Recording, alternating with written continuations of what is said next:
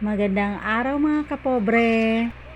Paglabas ko po ng bahay ng client ko, nakita ko na po yung mag-ama ko. At ayan ang anak ko. Diyos ko, tumakbo agad doon sa tapat ng bahay ng client ko.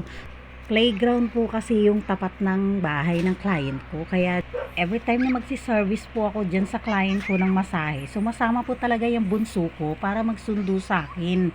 At diretso, takbo na yan siya dyan sa tapat ng bahay ng client ko na may playground. Tuwang-tuwa po talaga kaagad yung anak ko, lalo na kapag nandyan siya. Para siyang yung ibon na nakawala sa hawla. Ang mga bata nga naman ngayon, mga kapobre, masayang masaya na sila kapag nakapaglalaro sila sa ganitong lugar. Lalo na ditong sa anak ko, bihira lang po kasi siyang nakakalabas sa aming bahay. Kaya makikita niyo po talaga sa kanyang mukha at ang kanyang mga galaw na sabik siya sa ganitong klaseng palaruan. Iba po kasi talaga kapag malawak ang kanyang natatakbuhan at lugar na nagagalawan. Sa ganitong paraan, napapasaya ko ang aking anak na walang nagagastos.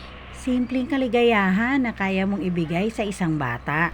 Bilang isang magulang, gusto ko rin naman sana na maibigay sa kanila yung mga bagay na hindi ko naranasan noon. Ngunit kung ang kalagayan mo ay para sa sapat lamang, pwede pa rin natin maibigay sa kanila ang mga bagay sa hindi maluhong paraan, katulad ng malls at mga amusement parks. Kailangan mo pang gumastos ng malaki para lang maibigay yung kaligayahan na dapat ay makukuha naman nila kahit sa simpleng pamamaraan at libre pa. Katulad na lang itong pampublikong lugar na palaruan. At kita nyo naman sa mga ngiti ng aking anak, talagang nag-e-enjoy siya habang nandyan siya. At talaga namang hindi pa siya nakontento at umulit pa talaga siya ng akyat.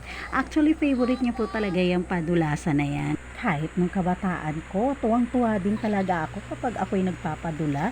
Naalala ko pa noon nung nasa probinsya pa ako, ang ginagawa naming pampadulas ay yung sanga ng nyog at nagpapadaus-dus kami pababa sa burol. Nakakatuwang balik-balikan ang iyong kabataan. May mga ganong karanasan din ba kayo mga kapobre?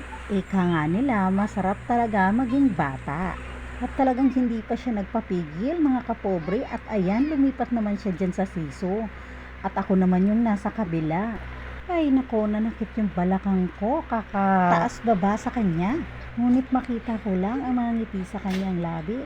Nakakapawi talaga ng pagod mga kapobre. Yan lang ang maipagpapasalamat ko na kahit kami ay pobre at salat sa yaman, may mga anak kaming kontento sa kung ano ang kaya naming maibigay.